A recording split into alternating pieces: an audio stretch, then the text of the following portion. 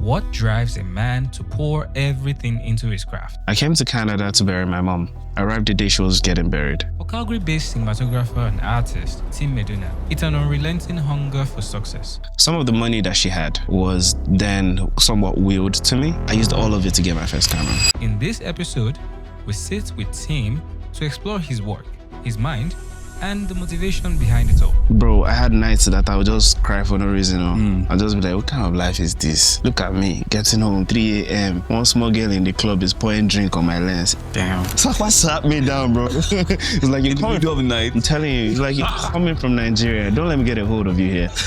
I'll mess you up. I'll finish you. My sister, who is the oldest in the family, sat everybody down and she was like, all right, guys, it's just us. You're in a new country, so you need to figure out how exactly you intend to build your life here. Like in the beginning stages, I was excited. Every new transition I wanted to buy, every pack, every lot, every single element kit. My first 6 months phase with my mentor, there was a value he gave me. The value of you know the saying when they say that a prophet in his land is never honored? When I got to Prince George, the first thing she said was, I've had months that I've not been able to pay my rent. The social media doesn't show it. If you're creative, you've been gifted with something. That's what you know. So the hunger to be able to express it and make something out of it. I watched my annual general revenue move like progressively. That was all I need to see to ascertain that, yes, this thing actually works. What setting controls motion blur? That's the f-stop. That's the aperture. Motion blur. That's the shutter. Brr. My bad. My brain be processing before. I just had blur. To read the options. I had blur in my brain.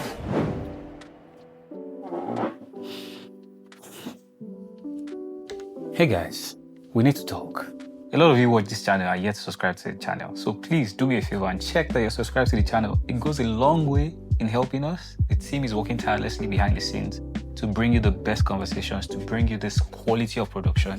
And the only way we can improve that is to keep increasing our numbers. I also have a KPI before the end of this year to get to 10,000 subscribers. So please help us to get to that goal. But before we go, my co-producer has a word for you. Abby. Hi, Mo. Hi, what's up? Good. Okay. Guys, you heard what he said. Please subscribe to our channel. Help us grow.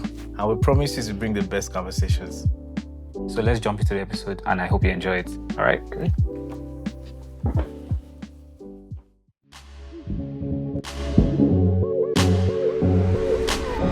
Tim, how are we doing? I'm good. It's good to be here, isn't it? It's good to be here. How do you think about the set? The set is solid. I like it. I like the use of light. You guys understand your lighting proper. We do? Yeah. Coming from the film the backlights, the key lights. I see what you're doing. You guys are doing good stuff. I like that. Like, it's well lit. Yeah. Aside that, I also like the seclusion. Like, sound wouldn't be a problem, I guess. Actually, it's not a problem. Exactly. Because yeah. we had a lot of battles like trying to figure out how to use this space, but I think sound has not been an issue. Like, the walls are absorbing. Yeah. They are less. I feel like even if the walls become like, padded or like with drywalls, it will become more echoey. Exactly. Yeah. It will be more, would I say insulated or less insulated or so. Yeah, you know the English. Bro. Okay, man. So let's talk about your event, the Symphony Art and Flavour. Yes. Tell me about it. So Symphony of Art and Flavour happened to be like a sequel of an idea that I started last year in collaboration with a chef partner of mine, Sharon, Chef Shu. She's incredible, by the way. So the initial idea was to bring fine dining art and different forms of art, basically, like fine dining, different forms of art in poetry, visual art, film, music, right? And have people in that environment and just enjoy it. Now, that was the first one we did, which was titled A Classic Night of Art, which was last year, sponsored by ATB. And then coming up to this year, I thought that, we could do something better and we could do something more, would I say, themed. So we decided to do a blend of Afro-inspired food with fine dining. So basically you dress up, come experience fine dining, but then you're still getting a taste of where you're from, mixed with every other element that I spoke about, which is music, poetry, and visual art. So that's the whole idea. And ultimately the vision for it is to be a platform where artists can showcase their work in an elevated space. Because there's something I learned a couple of years ago, maybe 2017, Reggie Lablo. Like, you can take this cup, place it anywhere, and it doesn't mean anything. But you place this cup on a white pedestal in an empty white space, it becomes art, right? So my art in itself, it's a storytelling curated piece. However, the presentation is what how would I put this? The amount of effort that I put into curating the art is just as much as the effort that I put into presenting it.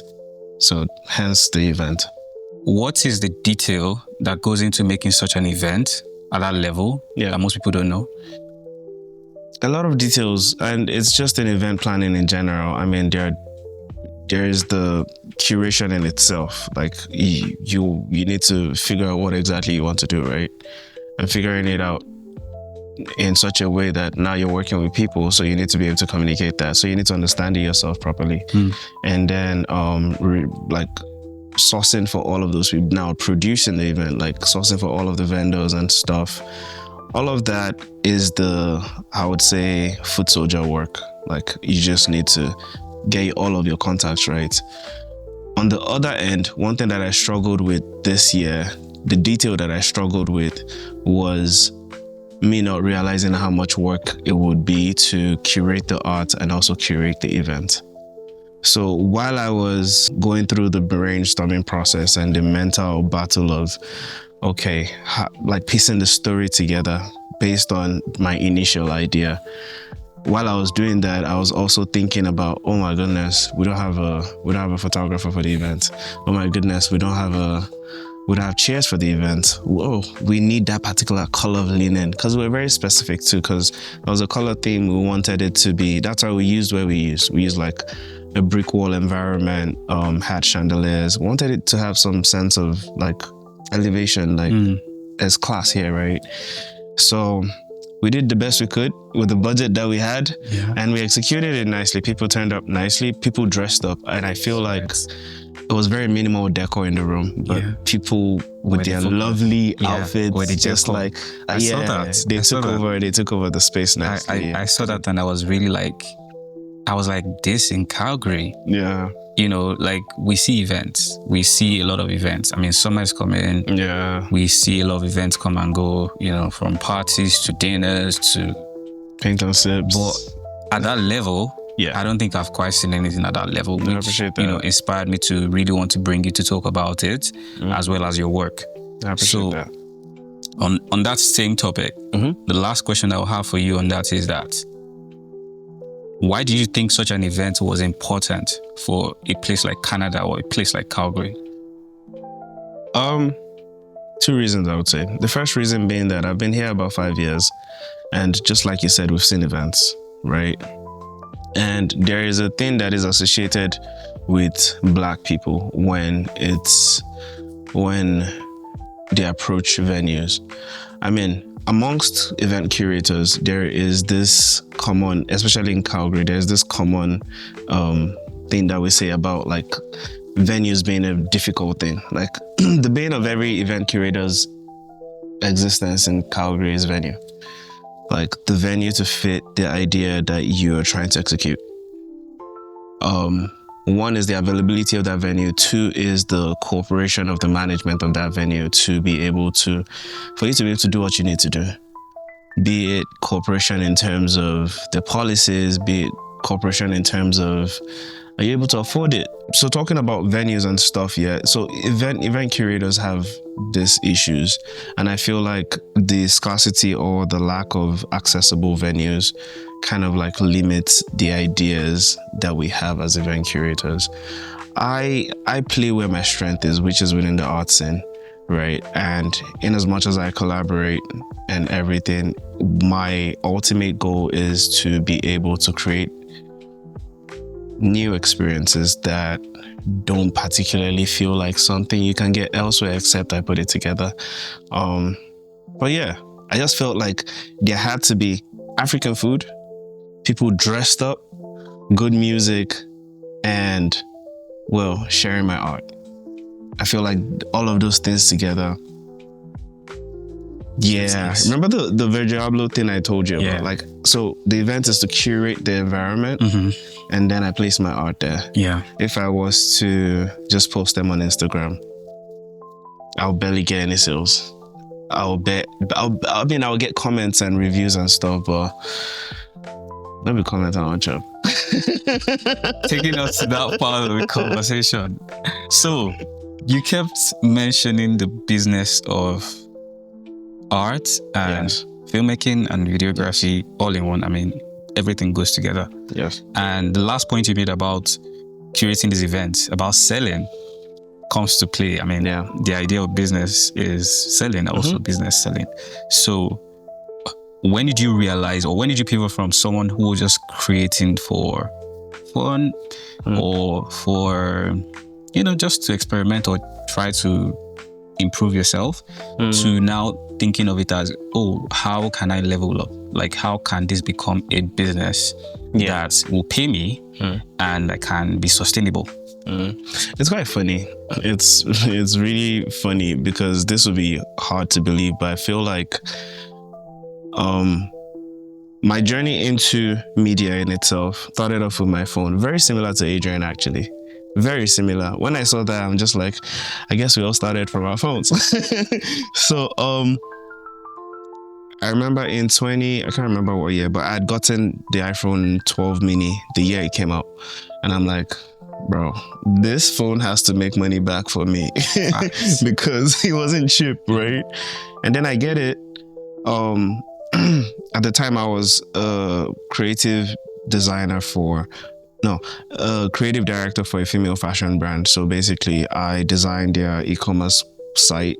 I designed their campaigns and their marketing. I also managed their backend for media buying and stuff. So it was at that point that I met someone, and the guy was into real estate. And dude told me if I could film something, what would I charge? I tried it the first time. I liked it. It was fun. I did it again and again and again and again.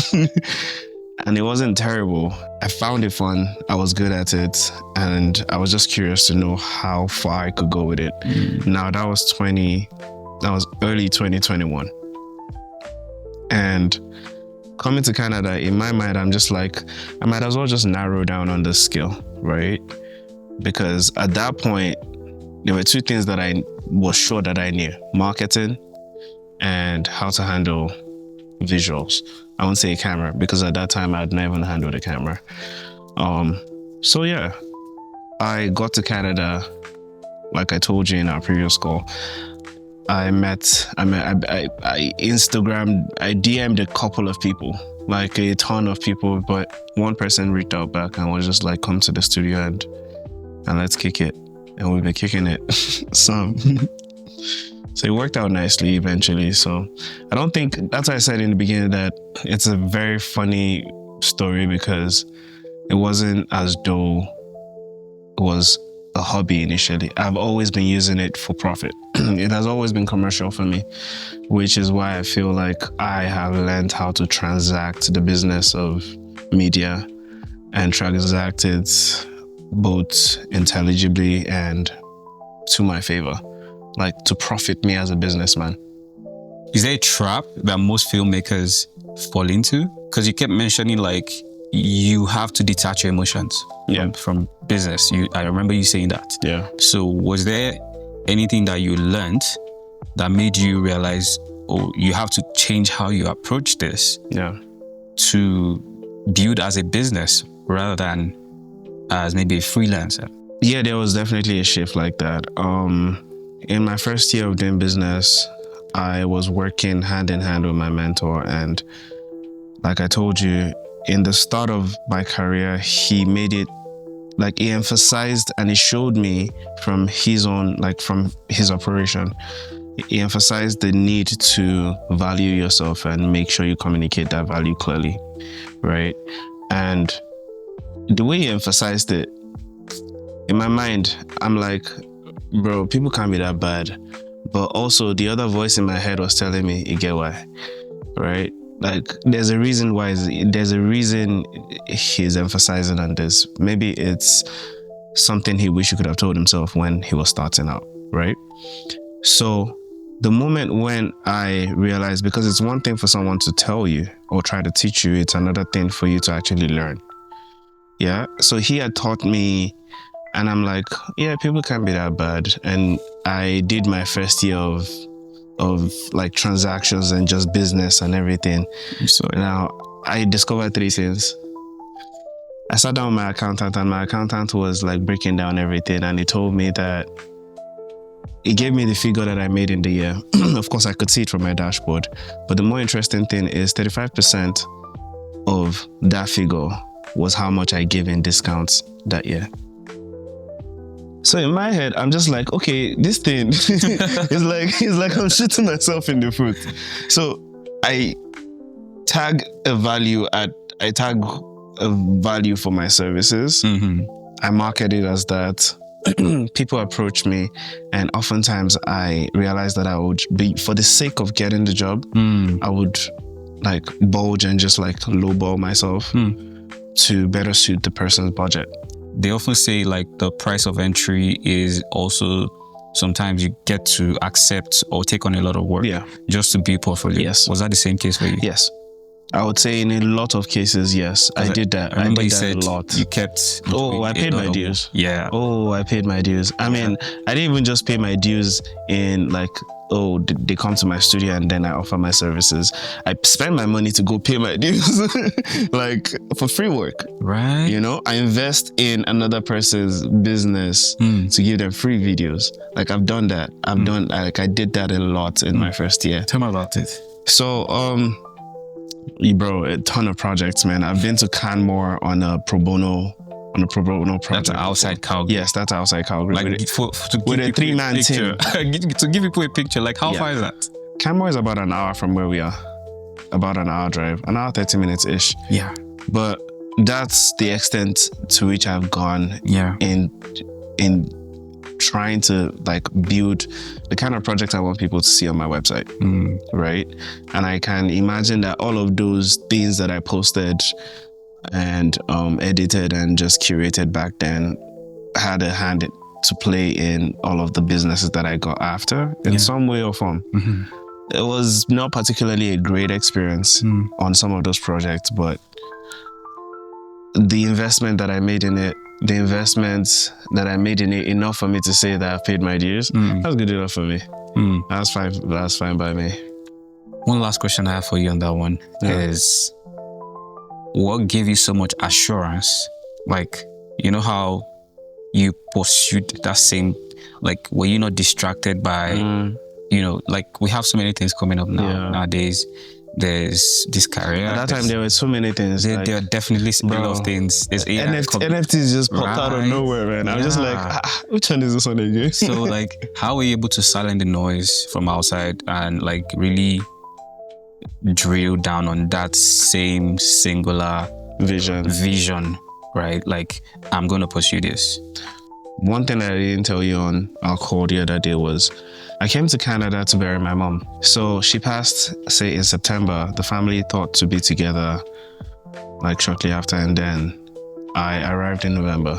I arrived the day she was getting buried. So after that whole event, my sister, who is the oldest in the family, sat everybody down and she was like, all right, guys, it's just us, right? So you need to figure out what exactly it is you want to do. You're in a new country, right? So you need to figure out how exactly you intend to build your life here. And she did a lot of talking to us, but not just talking, but also showing us an example of a successful business person. Her friend, Adonia Motara, she's a successful business lady in this city, one of the most prominent Black individuals that I know in our community. She owns a couple of businesses around the city in different malls and stuff. I call her my auntie. And she visited the house and we saw representation, basically. Like we saw what a perfect picture could look like. Maybe not a perfect picture, but she really drilled it in our minds to understand that the world is yours, man. Like, go chase it. Now, the second thing is my mom passing. Of course, like in Nigeria, you get pension and stuff because she passed at the age of 60. So long story short, some of the money that she had, right, was then somewhat willed to me. And that's what I used to get my first camera. Like, I used all of it to get my first camera. 2,400, 2.5 million. So I got that in January. I remember I arrived in November. We celebrated Christmas, we did New Year. And by the end of January, I'm like, I might as well just, like, I know this stuff. I know creative direction. What I don't know is execution. YouTube, right?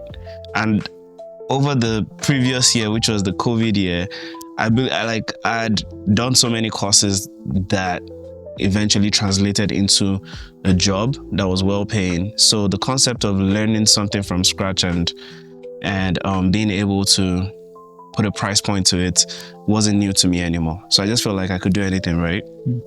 So the idea of me narrowing down also came from the part of my mentor. He just told me outright blank, like, trust me, my lifestyle is not meant for everybody. To do this full time, you literally have to give your life to it, somewhat. And it might not be rosy, you might not have stability, but ultimately it's the long-term goal. Ultimately is the quality of life that you envision for yourself and what works for you.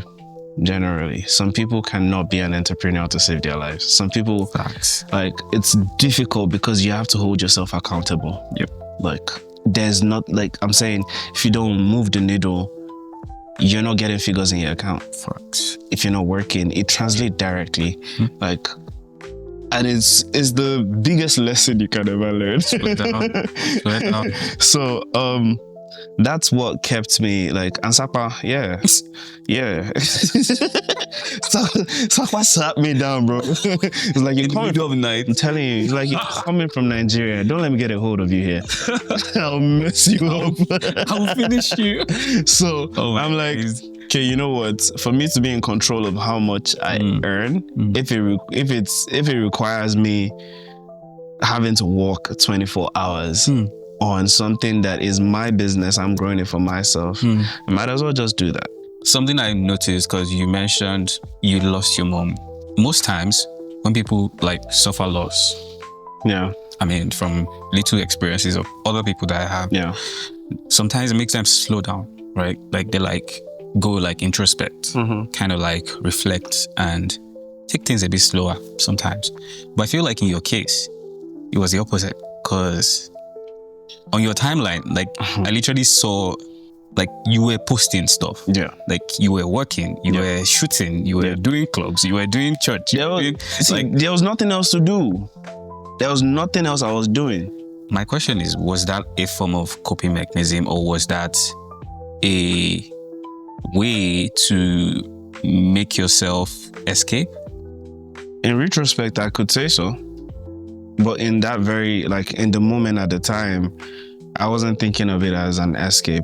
It served as an escape, but I wasn't, like, aware of it. Now that you mention it, if I think about it, yes, it did serve as an escape, because I could just lock in and just, like, an editing session could take me 12 hours sometimes, and I'm not leaving my desk. And like in the beginning stages, I was excited. Every new transition I wanted to buy, every pack, every lot, every single element kit, I wanted to buy everything, because I'm a huge fan of making my work easier and better if I'm able to get the resources. So if you're selling it, I'm buying it. As long as it makes my life easy. Yeah, bro, I'm not even stressing, man.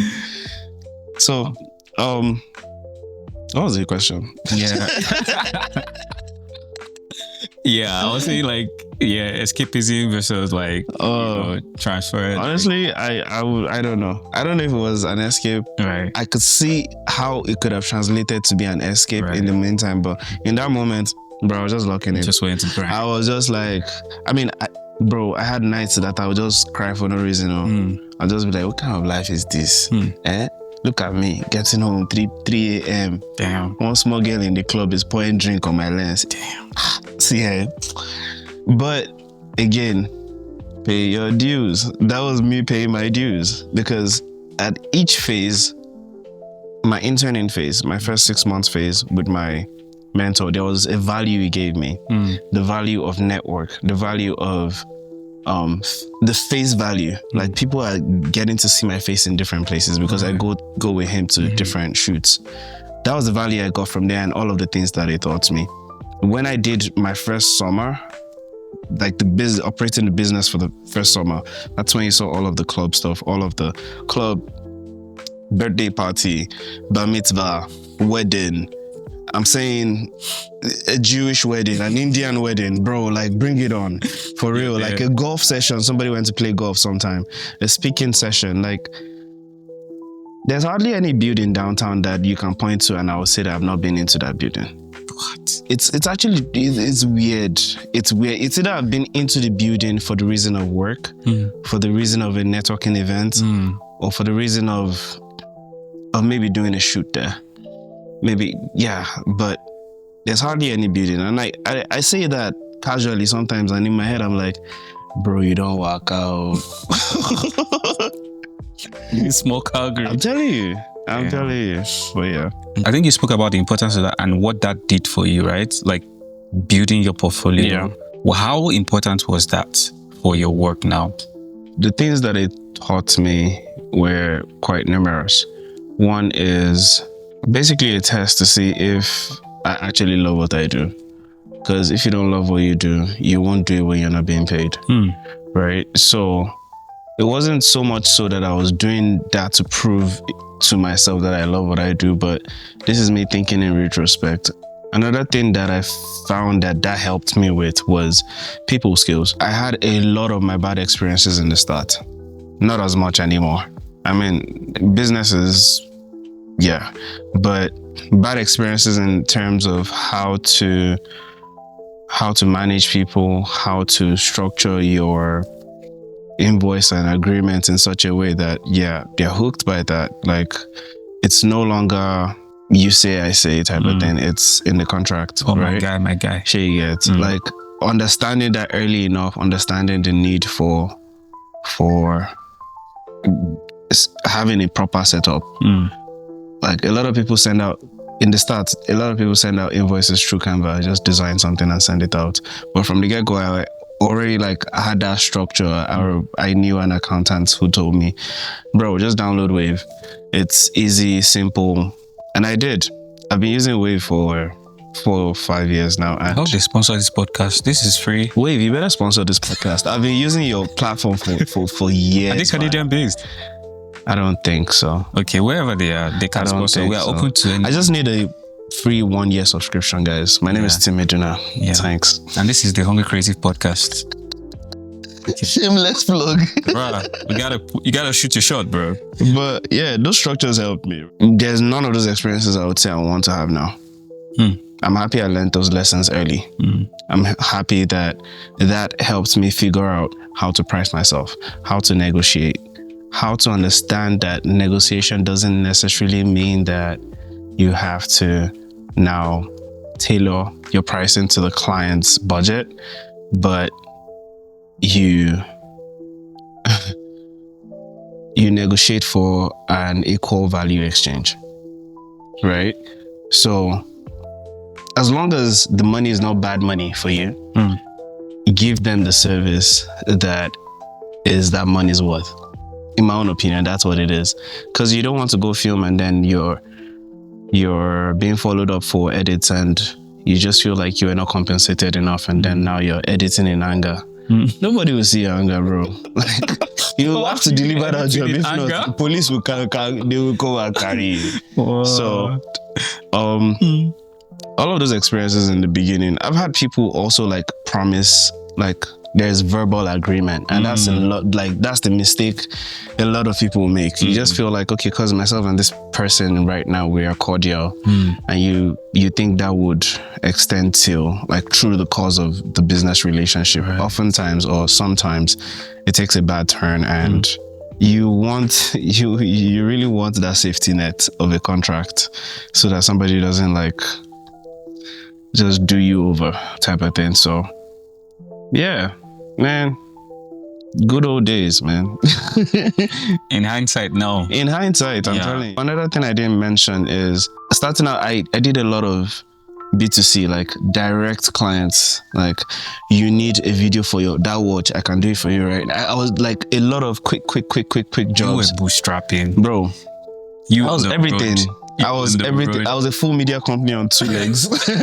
Marketing, film, editing. Trust me, I'm the cinematographer, the editor, the director, the AD, all of it. And you know, one part that I was also going to mention or bring up, you know, we're speaking about Adrian before. Yes. Right. And that speaks to now collaboration. So I think I saw one of your posts where you spoke about collaboration. I feel like some people do embrace collaboration, but I feel like a lot more people just go solo, right? Like, I can do this myself. I'm good doing this myself. Yeah. Did you get to a point when you changed your mindset to start working with other people? Because I see you worked with Adrian and you worked with some other creators as well. And maybe that elevated your work in a way. Yeah. So what was that experience like for you? I would say that I'm still in a learning curve because of how I got into the business. I learned from a mentor that was running his business by himself. So that was a representation that I feel like I kind of replicated in my own version. So collaboration didn't come easy to me, right? And eventually when I did, it was part of the first experiences that I had. I mean, some of my collaborations went south to the point that the person posted me on Instagram saying, don't work with this guy, he's a terrible person. Yeah, I still have the screenshots. And I'm like, okay, when enough time has passed, I'll cast the person. Because it was, and that's where you would expect that, okay, adults doing business will be reasonable. There is no reason in business. There's just two sides. And everybody wants the best value for their time and resources, whatever that may be. So at the end of the day, someone looks bad or someone is a bad person in the course of business because the person is just trying to be like profit themselves, right? Those things really, they could taint your experience and like affect how you move on. But the good times also now encourages you, right? I've had terrible experiences, but then most of my big projects couldn't have happened by myself. This will be our 3rd year in a row that we'll be producing for the Afro Switch festivals coming this summer. And the first year, that was the first time they were having the event. So I wasn't too sure exactly how to execute. But if not for collaboration and for the network of creators that I already knew within my circle, resources are not always enough, right? And sometimes you never really can pay everybody for their time and their effort and everything, but just to deliver the job and to execute the vision, I mean, you have to lean on people. And we've done that. Does that go to speak about your ability to influence people? Because you mentioned you can't pay everybody. So I've heard people say things like, so when you're trying to collaborate, you come with something, right? Yes. You have something, you have a body of work, you have a skill, expertise, then you're bringing that to the table. And then you're inviting people that can maybe elevate the work. Yes. And when you don't have money to pay them, then there's something else, like there's an exchange. Yes. So did you ever have to, use that kind of system? I'll give 2 examples. Yeah. So if I'm not able to pay a creator or someone I intend to collaborate with, I just explain the person what the project is about. If you buy into the vision, honestly, fine. Because as long as it's a case where one person is like, it's not a case where somebody's profiting and the other person isn't. Yeah. I feel like the same way that I buy into people's vision, I feel like there's a possibility of people buying into my vision whenever I like try to onboard them on the project. So, in as much as I don't approach people with, please come do free work, I let them know that, look, this is the entire scope of what we're trying to do. In approaching someone for a collaboration, it's a value exchange thing. Yeah. And I apply that in my practice like very well. And I encourage people to do that as well. If you're a vendor and you have a valuable service that people want, reach out to other vendors that have services that you want to get those services in exchange for your services, if you get what I mean. I would explain later. But it's either I pay them what's within the budget for that role, and I just let them know ahead of time, or I explain the vision to you. If you buy into the vision, you can say that, okay, you want to support the project.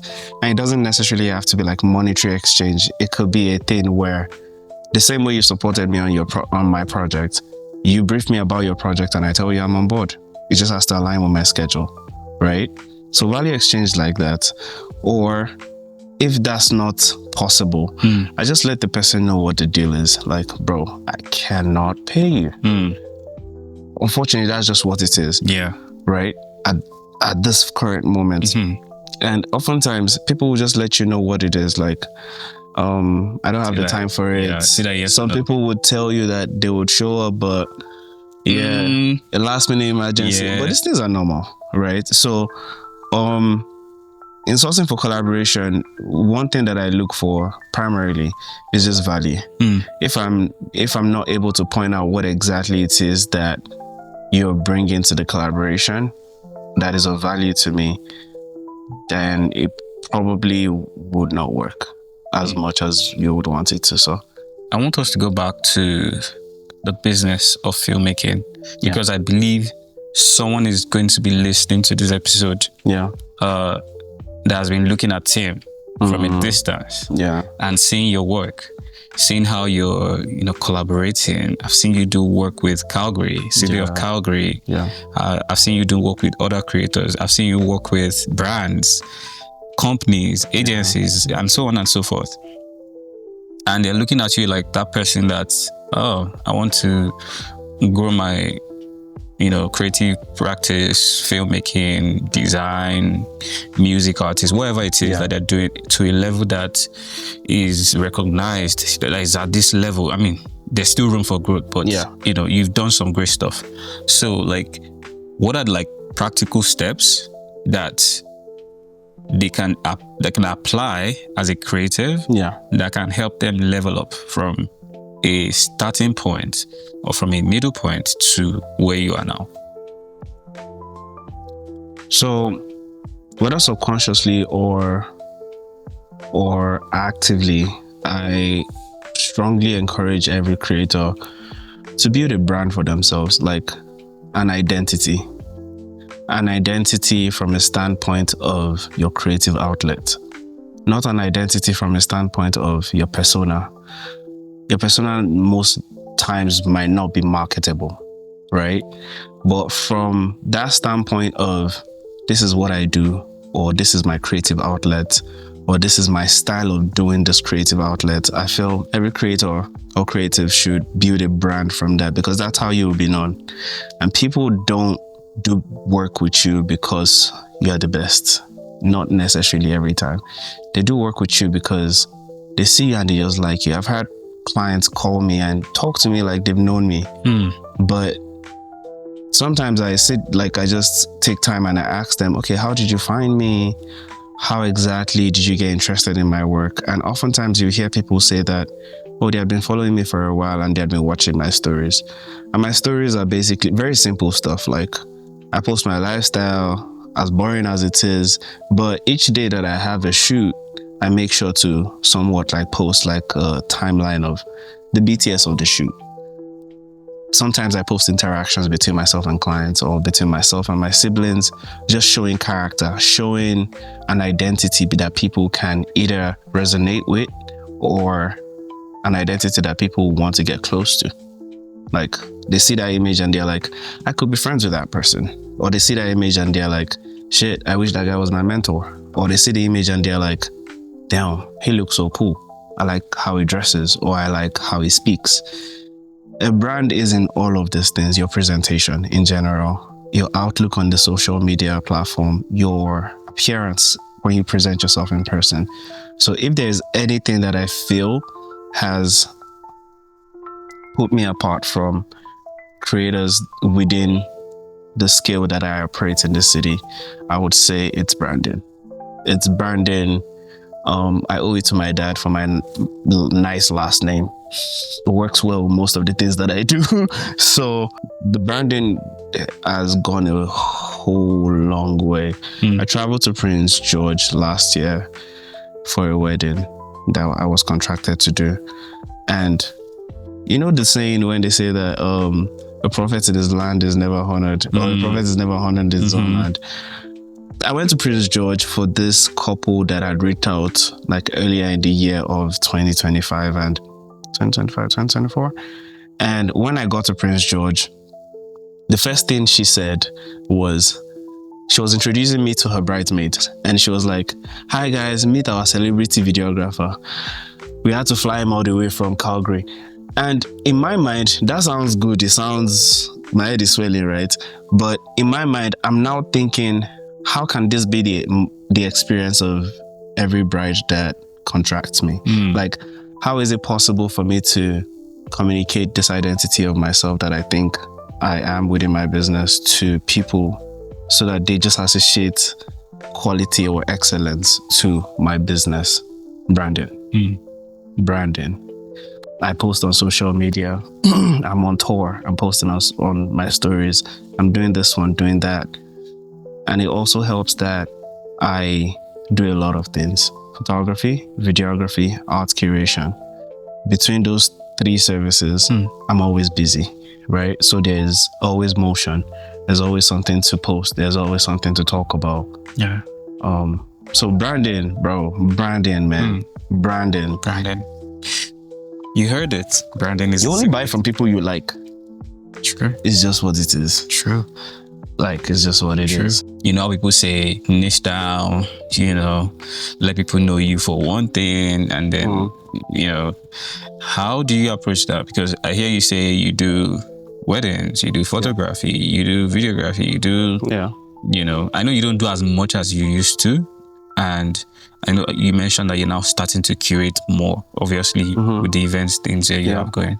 So is that something that you are like working towards, or are you just like, what's your thought on that? Like on niching versus like doing other things, like having a portfolio of options? I feel like you just need to identify exactly what it is you want to, again, it still falls back to branding, what it is you want to grow into.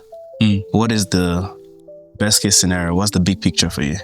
For me, at the start, the big picture for me was a media company. A media company doesn't niche.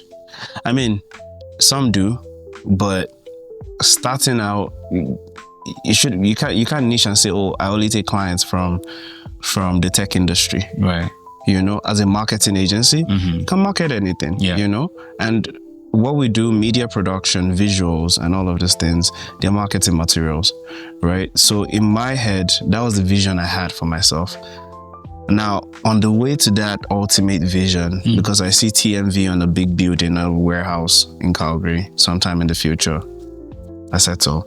But now on that vision, the road to that vision now requires me to experience all of these other things. Experience life as an editor, experience life as a photographer. I can do all of these things. Experience life or experience business, doing business for different industries. Like, I'm a content creator today. Tomorrow I am speaking about my business because I can pitch as well. Like, I pitch some of my ideas and try to get funding for these things. You wear so many hats along this journey, all for one reason, all for the reason of when you hire professionals, you know what professionals to hire. Facts. If you're able to jack all of these trades, not necessarily master everything, but you're able to identify a master of each thing. Makes sense. At that point, you just need to learn the business of it. And then now you can manage the company. You can manage professionals that would do it at a higher level. I can do graphic design, but if I had a client's work, I wouldn't go on Canva now and say I want to cook up something. I'll call my graphics guy, Ayo, to just help me churn it out because he's a professional at it. The same thing goes to if I'm running like a major production and I know for a fact that I can't do this by myself. What is my weakness? I know I'm not a professional audio engineer, so I'll get someone to come do that. Same thing for like a drone pilot, like an FPV drone pilot. Last year's concert, we had to hire one. Unfortunately, we didn't get the license on time. I can fly a drone myself, but there's a good thing, or there is how would I put it? There's value in letting the professionals do it. The same way we're on this podcast right now, the professionals are filming it, right? Like you can set up 3 phones now and then you'll be doing your thing by yourself, but it won't be of quality like the way you would want it. So I think on the last part of just the business, I'm really interested in the business part. You mentioned pitching. I saw one of your posts again that said, you don't just wait for clients. Yeah. You also reach out. Yes. So, I mean, this is a familiar thing for a lot of creatives, right? I think it's one of the things I personally struggle with. Sometimes we are so busy with work and just the creative work, and we just forget to to reach out. You're so busy in the business, you forget to work on the business, right? So how do you approach that? Like, how do you build a portfolio of like retainers, repeat clients to keep the business, like you said, work on the business? How do you approach that? Honestly, it's a work in progress. It's a lot for me. I can't even lie about it. Do you have staff? Not permanent, of course, but I have like standby contractors that are trusted. Okay. That if I'm to handle a larger production, I reach out to these people to assist me because they have the resources, they have the skill. Adrian being one of them as well. Like, these are my business partners. That's how I see it. So they've become business partners. Yeah. You know how you say it's business partners? Yeah, it's business. If you ask me now, I'll say it's creative partner. So that's actually a mindset shift. It's great, but I'm creating. But at the same time, it's like the end goal is the numbers for me. Right. The end goal is not likes on Instagram for me. Guys, are we listening to this conversation? It is what it is, man. Like, and now speaking back to the point of collaboration, I've had people approach me with it, like when I ask questions about the project that they want to collaborate on, or the idea and everything, and if it's leading with the end goal being, okay, it will get us traction and all of those things, it's not value. That's not value for me. You always look at the bottom line as the value. Because think about it, if it's a new idea that is just developing, it needs time to grow. So before it eventually brings in ROI, it takes a while. Except if it's a product that you can sell today, accept that. But if it's an idea of a project, a long-term project to effect or to aid a particular cause, I buy the idea. I really want to be a part of it in some way or form. I can support it. But my first question is, what value? If it's not monetary, then what value is there? Am I being connected with people that could potentially open new doors? Are there conversations around access to resources? It doesn't necessarily have to be money, but within that same conversation, if you're telling me that I have access to a resource that I need for something, why not? Right. I would definitely be interested interested in it. However, like just bland collaborations, not for the likes. Not for the likes. Likes are nice, but not nice enough. Not nice enough. Not nice enough. Not nice enough. And then virality. Virality, it depends on what you go viral for. Well, Yeah. yeah. I think I remember you saying something around, like when you were doing those multiple gigs, you were attracting the wrong audience kind of thing. Oh yeah. So I think also speaking about virality in that sense. Exactly. Maybe that's also connected. Right. So when you think about it now, 2023, 2020, early 2024, I was doing all of the gigs. I could be in church filming today, filming a birthday party that same Sunday Next time evening. your baby's pouring You get it. liquor on your lens. At the club. Next Monday I could be in the Calgary Petroleum Club filming like a corporate meeting or something like that. So I did all of those things, but at the end of the day, when I thought about it, would I rather get little nuggets here and spend so much time gathering all of those little nuggets, or work on the business and get a big nugget, work on that big nugget, have some time to breathe, get the next big nugget, you know? So it now became less of the little quick cash type of gigs and me focusing on the people that can get me within the conversations of contracts. Like there's gig, there's contract. That's the one. There's gig, That's there's the contract. one. There's not grants. Like Gift, contract, grants. I mean, best. Grant is like free money. Bruh.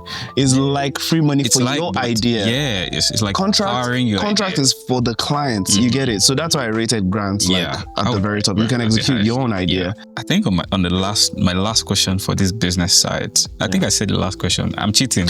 I can't cheat. Is being a creator right now, is it sellable? Is it marketable? Is it attractive? Is it something, considering everything else that is available right now?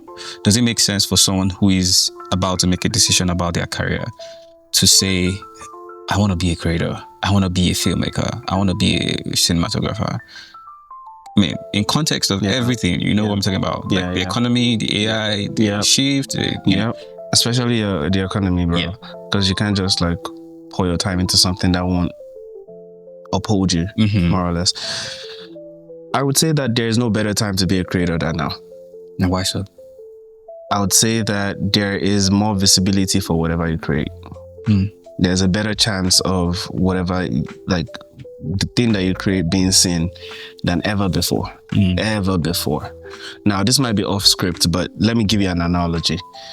So, somebody said, men were never meant to see this many bodies. And all of that changed, say, in 2015 when social media became. Now, think about that within the scope of products. People were never meant to see this many products. Facts. Like, you're scrolling, you're shopping. Bro. Like, you're trying to be entertained, you're shopping. Bro. You're just trying to watch TV, you're shopping. Everywhere, like, man. adverts everywhere, right? So, and how do you see these adverts? Visuals. Like, there's no better time. I don't think there is anything that could stop the marketing of visuals or marketing using visuals in this time and age. Even AI uses it, and AI is the future. Okay. Yeah. You went there. I went there. Now. Oh my God. I went there. Oh. Now. Okay. To wrap this up. AI. Yes. Okay. I'll ask the simplest way. Is AI taking a creator, a filmmaker's job? Are you under threat from AI right now? Am I under threat from AI right now? Nope. No. Okay. Are you I'm sure? not. I mean, you can only let AI threaten you. You can only let it. You can use it. I told you earlier, and even on our call, again, coming from a business perspective and not particularly just a creative perspective, I'm of the opinion that, yes, I'm a perfectionist, but the quicker the job is done, the more you can get done. And that eventually results to the more money you can make within a time frame. So if you're telling me that something that would take me 12 hours to do, because that's in editing, because I have to like build the transitions from scratch. And then you're now telling me that there's a platform that can help me with those transitions and kill like 4 hours out of that editing time. I'll take that offer. I will pay that $300 for that subscription for a year. I will get the resources to make my work easier and faster and better, right? So AI is not taking my job. I feel like in as much as AI exists today and it poses a threat to a lot of people, a lot of industries, is scary, no doubt. However, I think positioning is essential. So I would say that you can't be a videographer now and say that you're using like a, especially in Canada, and you're using a video editing software from 2010. Or even just the first version of Premiere Pro, or a cracked version of the softwares, like you'll be behind. It will take you longer to do some certain things. Most of these softwares right now, they have AI integrated in them. So it is there for you to use. It's also there for you to just ignore. And a lot of people see changes in their platforms and they just ignore it and then just stick to the tools that they know within the platform. Right. I'm not that guy. I'm not that guy. I will try whatever it is. Anything new, I'm there. Right. I think one last thing. I keep saying the last thing. You guys are just gonna pardon me, man. I can't. And there are so many last things. The film industry, I feel like the film industry is one of the, in terms of the AI critique, I think they're like one of the heaviest in terms of the critique for AI. I am there. Yes. I'm inside that pool. Yes. And I see how people are so pushed back against AI. Yeah. But hearing you talk about how AI can also be a tool, I think it can be seen from that perspective. There are different levels to it though. Right. I see that perspective you're talking about because did you see the Coca-Cola ad last year? The Christmas one? The AI one? I probably did. We consume a lot of content these days. There was a Christmas ad that Coca-Cola did that trended, obviously for the wrong reason, because people were like, what the hell, you know? Because their budget, so it's economy, people are talking about like the earning power of creatives. And I mean, since then, a lot of things have happened. Apple did a video where they created the animation of the Apple logo. Did you see the Apple TV logo? Where they actually filmed it in person, the glass refraction and everything. And people were like, really, like they love that. Like they were like, oh yeah, the craft is still here, filming in person, using the, I love it, right? I love the craft, but I was saying the other day that it's just like the internet wave. Yeah. This is just like another internet wave, in my own opinion, that will come. And regardless of your pushback, it would stay. It's still going to be here. So I think to wrap this up, like your perspective on how AI can be a tool is where I also stand. Obviously you can't go be a filmmaker and then just go start creating slop videos. Like, then what are you doing? Like, what are you filming there? Where's your skill there? Where's the creativity? Yeah, exactly. Who are you? Like, and you're prompting like, make it more cinematic, bro, that is not. If you like type MOORE more or make it human, I feel like, to wrap that up, that's also my perspective on that. I'd mentioned something earlier in terms of knowing the bigger picture for you, right, as a creative in general. So the goal that people map out for themselves and what is defined as a goal for people can be different. Like, this is me speaking to the fact of, or to the point of likes, and now tying that with my bigger picture being a media company, right? So if your bigger picture is being a content creator, likes works for you, because that's how the brands validate your engagement, right? And I think I just wanted to clarify that. No, that's actually good because it provides context. Yeah. And it's not going to be misinterpreted. Exactly. As a one-size-fits-all approach. Exactly. And honestly, I don't know too many people that walked the path that I walked. So I can't even say that it would work for another person. Yeah.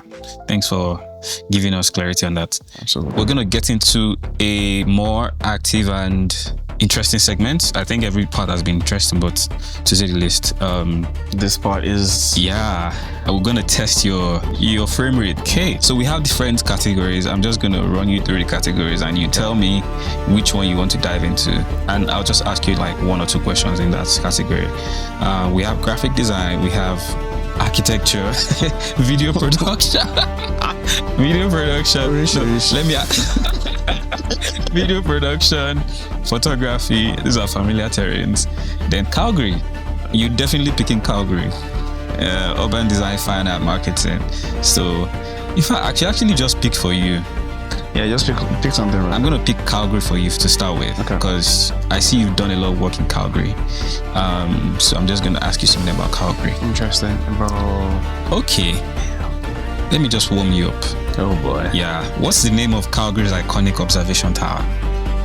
The Calgary Tower. Okay, see? Very easy. Oh boy. Very easy. My brain has to buffer. Hold on, wake up. Okay. What cultural institution is located in Studio Bell? Let me give you options. Okay. The Glenbow Museum, the Art Commons, the National Music Center, the Telos Park. What's the first one again? Glenbow Museum, Arts Commons, National Music Center. The Glenbow Museum. National Music Theater. Oh, good. See, Tim, I'm not proud of you right now. I know.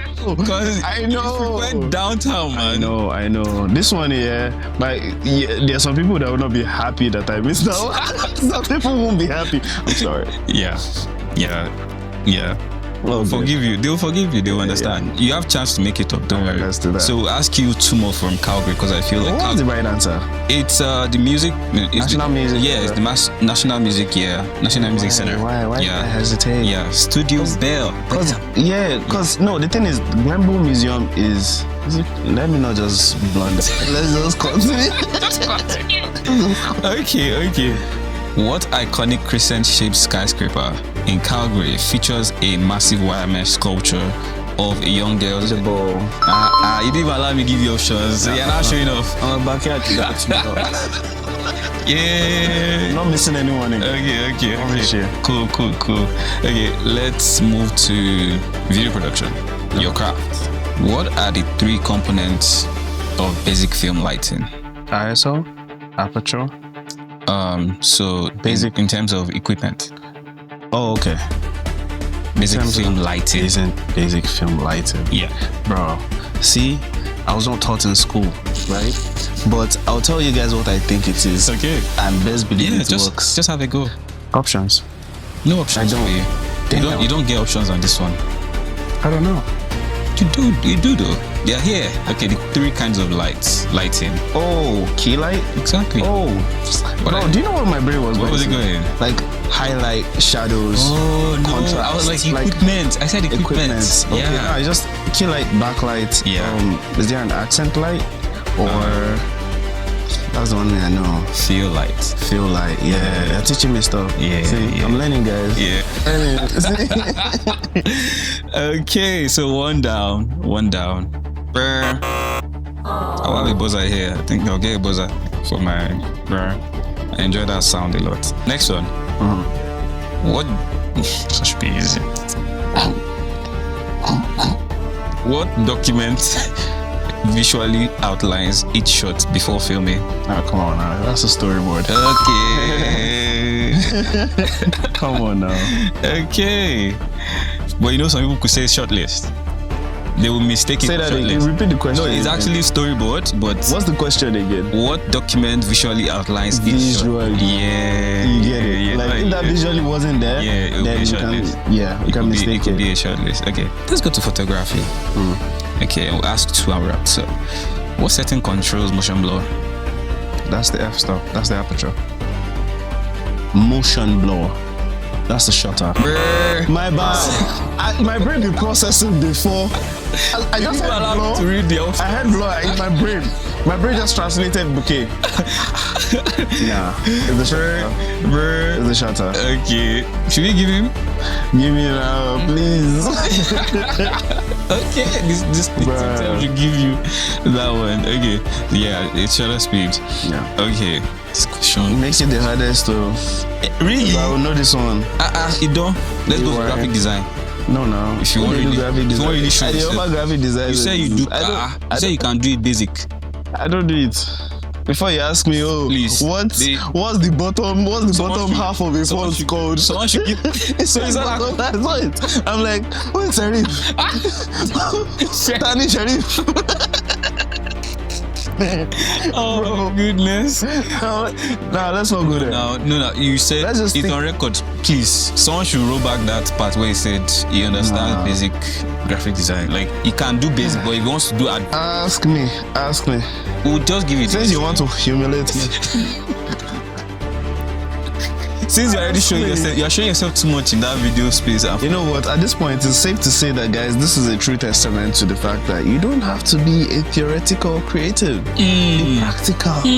All these questions your clients will go ask you. No, it do not be asking them, right? The question is, can you get the job done? Can you get the job done? But do you know the technicalities as well? I mean, Do you know the craft? you want any idea? Okay. We won't give you the hard ones. Right. What is the term for a color scheme using only one hue? Is it the grayscale? Is it duotone? Is it monochrome? Or is it pixelated? Monochrome. I mean, see, even someone that is into fashion will know that one. You are now showing yourself. Aesthetic. I'll show you now. Okay. I'll give you now. Bro. I'll give you. See, you said you didn't know graphic design, so that means you At do this graphic point, design. insert, bruh. Okay. What does DPI stand for? Display point index. Decimal point index. Do you want me to read you the options, or do you want to just brr? What's it Is it dots per index? Is it dots per inset? Is it dots per inch? Or is it designs per inch? Nah, it's the first one. Dots per index? Yeah. Final answer? Yeah. Brr. It is what it is. Bruh. It's dots per inch.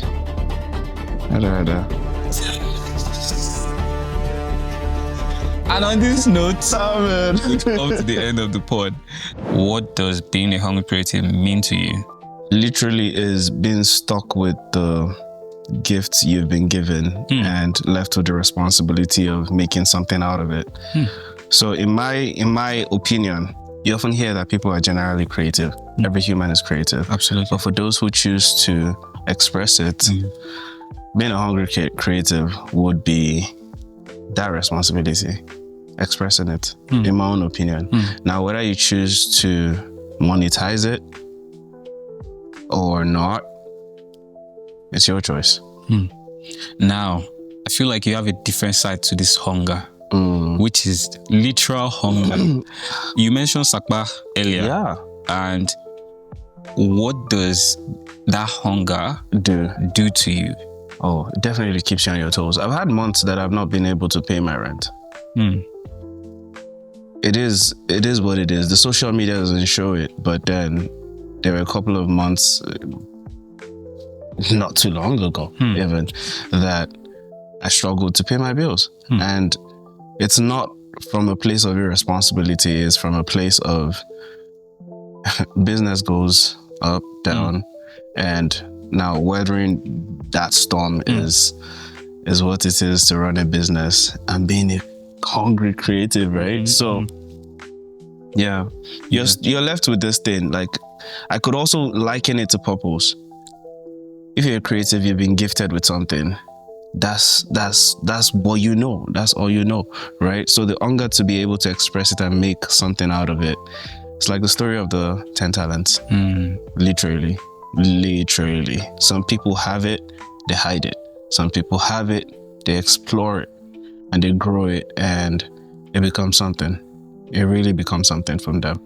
I watched my annual general revenue move like progressively. And in my mind, that was all I need to see to ascertain that, or more, yes, this thing actually works. I'm actually doing something right. So yeah, that hunger will get you there. Consistency, executing your purpose, however you want to define it, man.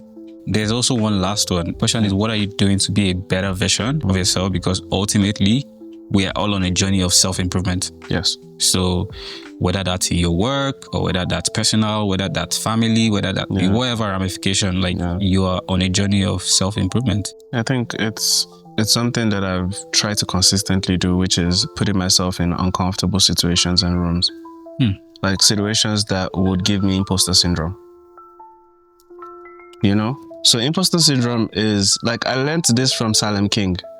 There was this podcast he did one time, and he mentioned that imposter syndrome, you can literally use it as fuel to motivate you. Facts. 100%. So I'm living it. You know? I'm drinking it. You know, like each time you have imposter syndrome, it means that you're doing something you've not done before. Facts. Or like you're attaining new heights you've not attained before. So I intentionally put myself in that position sometimes, especially within the space that I want to grow in. I'll give you an example. I told you, I run a media service, photography, videography, art curation. Then an idea came to me, because so far I've curated 3 art collections.